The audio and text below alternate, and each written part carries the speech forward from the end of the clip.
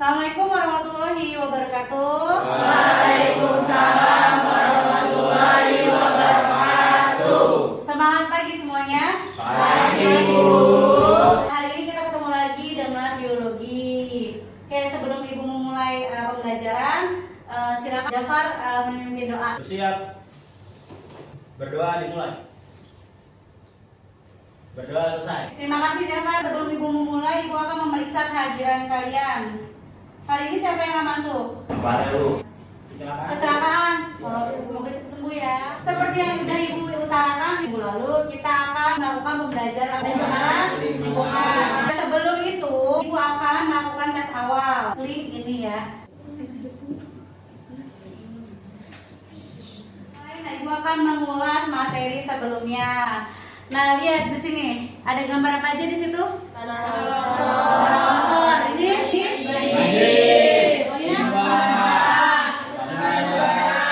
Familiar nggak dengan gambar sebelah sana? Jangan-jangan Kalimalang itu. Kalimalang apa kalau ini kan sekolah? Ini pasar Kalimalang ini. Pasar Kalimalang ya. Kalau ini? Kira-kira apa nih putih-putih? Busa. Busa? Iya, busa apa? Deterjen. Kira-kira nih apa nih dampak dari banyaknya sabun di air? Ikan banyak mati, bener ya pelajaran hari ini ya. Tujuannya adalah biar kalian itu menyelidiki pengaruh atau dampak pencemaran air terhadap kondisi makhluk hidup. Dan tujuan yang kedua adalah dengan diskusi kelompok, peserta didik dapat merencanakan solusi dalam mengatasi pencemaran air dengan berbagai pencarian literatur di buku dan juga di internet. Oke, apa saja yang akan kita lakukan? Yaitu kegiatan praktikum ini berkelompok. Ibu akan membagikan LKPD, lalu menyiapkan alat dan bahan, pelaksanaan praktikum, lalu nanti kalian diskusi nih. Nah, setelah mengisi LKPD, terus kalian membuat infografis. Jadi masing-masing kelompok akan membuat infografis. Kalian akan mempresentasikan di depan kelas. Lalu kita akan membahas menganalisis, lalu terakhir adalah membuat kesimpulan. Ini adalah jenis penilaian yang akan dilakukan selama pembelajaran berlangsung. Ibu, ada tayangan video, kalian simak baik-baik ya. Saya Dino Valdi dari kelas 11 saya akan mengobservasikan tentang kali di sekitar. Dan di sini di belakang saya terdapat kali yang hitam, airnya warna hitam, coba sini. Sekarang kita lihat video kedua. Aneka ikan milik warga dan kelompok tani di Kota Magelang, Jawa Tengah mendadak mati. Diduga ikan-ikan ini tercemar limbah yang mengalir ke sungai. Busa putih yang memenuhi saluran irigasi Sungai Gandekan di Kelurahan Tidar Selatan, Kecamatan Magelang Selatan, Jawa Tengah ini dituding sebagai penyebab matinya ikan-ikan di sungai tersebut. Kan video tersebut, maka tentukanlah rumusan masalahnya. Saya Bu, apakah ada pengaruh manusia terhadap ekosistem perairan? Ya bagus, selain itu apa lagi? Dampak pencemaran Bagaimana dampak pencemaran bagi kehidupan manusia, boleh, atau bagi makhluk hidup yang ada di air. Terus apa lagi rumusan masalahnya? cara mengatasi. Bagaimana cara mengatasi atau membuat solusi untuk penanganan pencemaran air. Nah, sekarang untuk kelompok 1 ke tempatnya masing-masing udah? Udah. Oke, kelompok 1 silakan yaitu LKPD-nya. Ridwan. Oke, masing-masing melihat LKPD-nya. Ini nanti kalian isi ya. Kalian silakan praktikum. Yang pertama kalian lakukan apa? Mengisi air di ketiga gelas. Udah larut semua? Yang gelas A itu tanpa deterjen.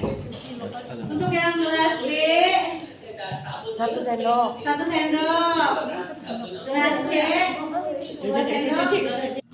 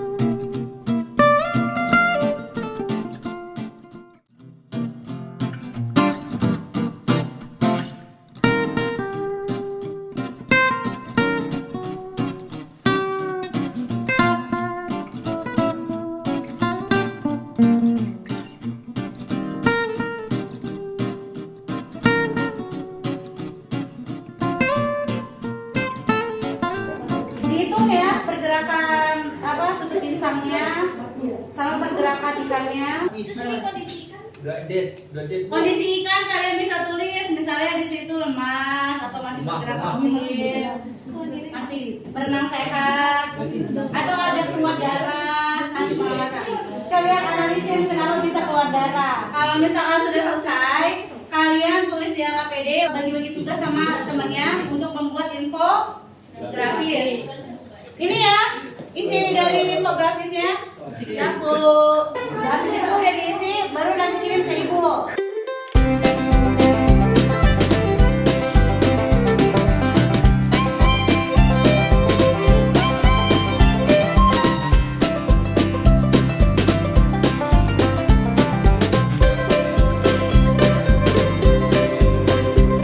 Nanti kalian cari kenapa lendir bisa keluar, lendir apa itu yang keluar.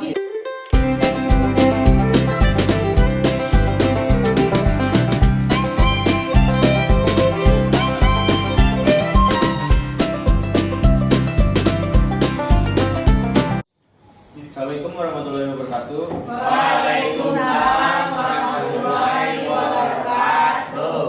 Kami dari kelompok 1 ingin mempresentasikan hasil pengamatan praktikum pengaruh deterjen terhadap ikan. Tujuannya yaitu untuk mengamati pengaruh manusia terhadap ekosistem. Kedua, teori pencemaran air. Hasil pengamatannya di kelas A jumlah gerakan overflow-nya menit ketiga yaitu 200. Dan kelas B jumlah untuk gerakan ikan menit ketiga masih aktif dan mulai menit ke-6 pasif, menit ke-10 pasif. Untuk kondisi ikannya yaitu menit ketiga masih berenang sehat, menit ke-6 udah berenang loyo dan keluar darah banyak.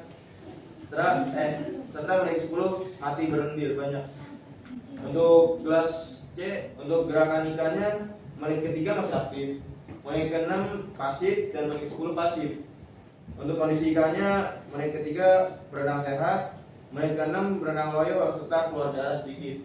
Bahasanya yaitu deterjen yang bereaksi dengan air akan menimbulkan busa pada bagian permukaan air, sehingga secara langsung menghambat proses difusi udara bebas ke dalam media air. Hal ini berdampak pada menipisnya persediaan oksigen terlarut dalam air sehingga ikan kesulitan bernapas dan berdampak terhadap peningkatan frekuensi bukaan overflow. Apakah ada perbedaan kondisi ikan di kelas B dan C? Ada. Yang kelas B darinya lebih banyak daripada kelas C dan keluar lendir dua-duanya. Lendir keluar dari ikan dikarenakan lingkungan air mengandung deterjen atau pekat sehingga cairan di dalamnya ikan keluar.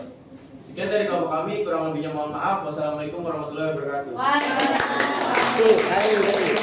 Selamat siang Bu Rani dan teman-teman semuanya. Kami dari kelompok 2 akan mempresentasikan tentang pengamatan pengaruh manusia terhadap ekosistem. Deterjen yang bereaksi dengan air akan menimbulkan busa pada bagian permukaan air sehingga secara langsung menghambat proses difusi udara bebas di dalam media air.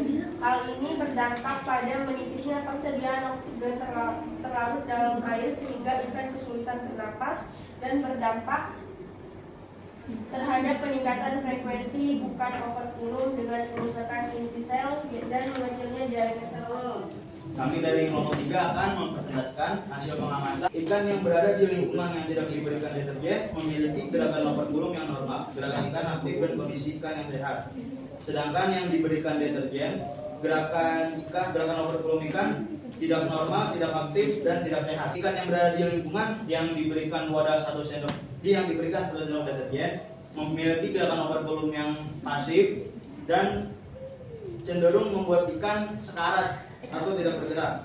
Sedangkan yang diberi 2 sendok deterjen itu tidak bergerak atau langsung mati di tempat. Kami dari kelompok 4 ingin mempresentasikan hasil pengamatan kelompok kami. Ikan tidak mampu beradaptasi dengan kondisi semakin menipisnya ketersediaan oksigen terlarut dalam air. Hal ini menyebabkan tergantungnya proses respirasi dan berlanjut pada kematian ikan. Menurut kelompok kalian, apa solusi yang bisa kita lakukan untuk menangani pencemaran akibat limbah sabun?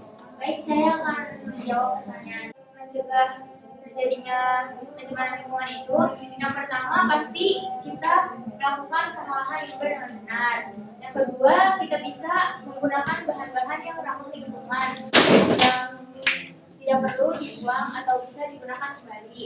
Setelah itu kita juga bisa tidak membuang sampah di sungai atau sumber air. Setelah itu juga kita bisa menggunakan deterjen yang ramah lingkungan.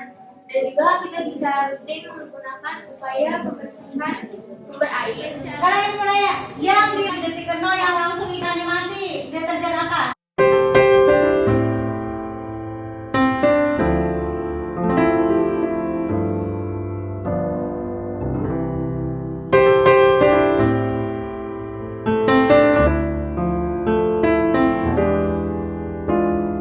Terus berdarah itu bisa jadi dari si insangnya itu ya. Jadi insangnya terjadi pembengkakan, deterjennya itu masuk ke dalam si insang. Jadi terjadi pembengkakan, akhirnya dia terjadi pendarahan, pecah. Jadi keluar darah di gelas B dan gelas C yang dikasih deterjen. Oke, sekarang yang berlendir, kenapa bisa berlendir? Lendir keluar dari ikan dikarenakan lingkungan air mengandung deterjen atau pekat sehingga cairan di dalam ikan keluar. Oke, ya benar ya. Karena deterjennya itu sangat pekat sehingga cairan di dalam ikan itu akan keluar. Makanya lendirnya banyak, lebih banyak yang B apa yang C? Yang C. Yang C, yang dosisnya lebih banyak, tinggi. Kita sudah menyelesaikan seluruh pembelajaran hari ini. Bagaimana menurut kalian, senang atau tidak? Ternyata dampak dari manusia itu sangat besar bagi lingkungan. Oke, ada yang mau menyimpulkan untuk pembelajaran hari ini? Saya Bu. Ya, Jafar silakan. Ya, jadi untuk kesimpulan dari pembahasan penyemaran deterjen terhadap kondisi ikan itu, yang pertama adanya pengaruh manusia terhadap keseimbangan ekosistem. Ya. Yang kedua itu ada pengaruh kegiatan manusia terhadap kematian ikan di perairan. Ya. Yang ketiga, deterjen bisa membuat biota yang ada pada perairan menjadi terganggu. Yang keempat itu solusi untuk mengurangi masalah perubahan lingkungan adalah tidak membuang sabun ke perairan, menggunakan sabun yang ramah lingkungan, membuat poster atau infografis untuk memberitahu kepada masyarakat mengenai bahaya sabun bagi lingkungan. Oke, baik. Nah, tadi setelah kita mendengar kesimpulan dari Jafar, kita bisa tahu ya ternyata ada pengaruh kegiatan manusia terhadap si keberlangsungan hidup ikan. Terus juga ternyata kita harus memilih deterjen mana yang bagus ya. Nah, pokoknya intinya kalian udah tahu ada deterjen yang bisa mengurangi efek dari ikan biar nggak mati gitu. Terus solusi yang kedua adalah kita tidak boleh membuang sampah atau sabun di perairan. Benar. Terus solusi yang ketiga tadi kita harus menyebarkan atau memberitahu ke masyarakat dengan membuat infografis tadi. Kita harus kasih tahu bahwa tidak bolehlah membuang sampah atau membuang limbah di perairan. Selanjutnya untuk pembelajaran hari ini ada nggak yang tidak kalian mengerti? Mengerti semua. Ibu akan memberikan apresiasi kelompok yang terbaik. Ini semuanya baik ya, semuanya bagus semua. Yang terbaik adalah kelompok 1. Tepuk tangan untuk kelompok 1 dan semuanya. Semuanya bagus kok. Prosesnya silakan dikerjakan.